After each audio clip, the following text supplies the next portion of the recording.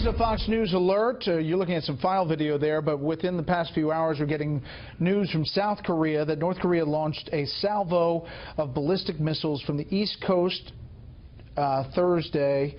The South Korean military is saying they're surface-to-ship missiles, and they're investigating the U.S. military, looking at all that this possibly means, especially with news out of South Korea today that we broke here on this show, that they were suspending the THAAD missile batteries that we were sending to South Korea, which was seen as a big victory for China, which was concerned about them, and possibly a big loss for the Trump administration. But now North Korea fires some missiles. Byron. I guess the response of the Trump administration is going to be, okay, what were we saying? What are you going to do now? It does seem that the two are linked, and it does seem that what the United States was saying was so entirely reasonable. Don't know why they rejected it, but maybe they'll change their mind now. Washington, about this testimony tomorrow, or about this whole investigation, it's hard to overstate the importance of this issue, North Korea, and the threat it poses. Well, a couple of points adding on to what Charles said. There was a huge political conflict in South Korea about the way in which the THAAD system was deployed. It was thought to be sort of inappropriately non-transparent with respect to South's own government. This president came in sort of promising to correct all that. We thought this had gotten back on track, so it's a little bit of a mystery as to why they were suddenly withdrawn. And I would say it looks like what the Koreans are trying to do is something they always try to do, which is when they see internal conflict within the South Korean camp, they try to exacerbate that by doing something provocative on their side. And finally, this is all a reminder of how everything we're obsessed with in Washington, however validly, could all seem totally irrelevant tomorrow if some international crisis explodes. We have this very volatile thing going on in Qatar right now, as between them and the other Arab states. That too could turn into war if things aren't well managed, and it would be nice if they were well managed. Hi there, Tim. Thank you so much for joining us here on RT International. So my first question is, since the beginning of this year, North Korea has conducted dozens of missile tests. At the beginning, it was once every month or so, and over the past few months, it's getting so much more frequent, like once every week or two. Can you tell us what is the purpose of these sort of increased missile tests coming from North Korea?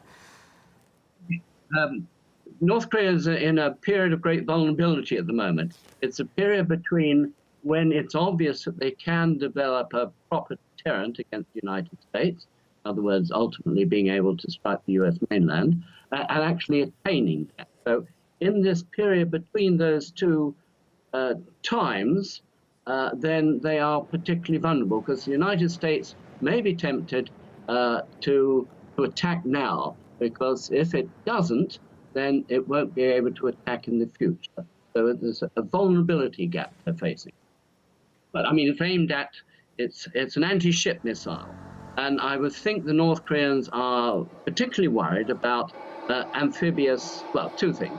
The Americans can attack them from the sea, because the Americans have control of, Americans and South Koreans have control of the sea. So if it's a long-range anti-ship missile, then perhaps it's a deterrent against American ships shooting cruise missiles at North Korea.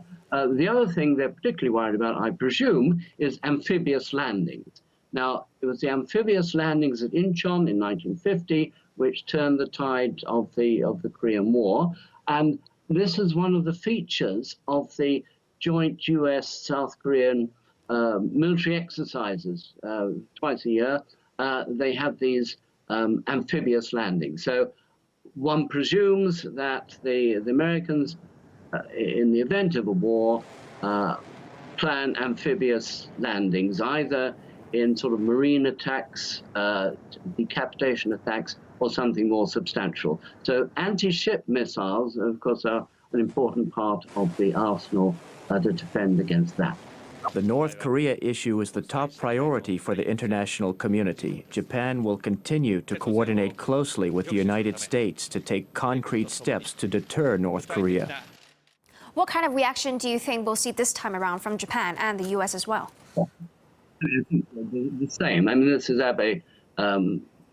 This is what he says constantly. It's partly a pretext to advance Japanese remilitarization. remilitarization. They use the perceived threat of North Korea to justify the remilitarization of Japan, the remilitarization of a Japan which, in theory, was pacified in 1945. So the perceived threat, and I say perceived because on its own, of course, North Korea has no particular reason to attack Japan, but North Korea would retaliate against US bases in Japan in the case of the war. So there is obviously there is danger there. Well, there's always a possibility of conflict. I think as time goes on, it's perhaps lessening. As I said earlier, there's a vulnerability gap. So until they've got that ICBM, that nuclear-tipped ICBM, then they are vulnerable. Once they've got it, I don't think the Americans would dare attack. So until that happens, there is this danger. But even so, I think the danger is overemphasized. The North Koreans can retaliate quite substantially against any attack. They can retaliate against U.S. troops in South Korea, U.S. can, and of course retaliate against South Korea.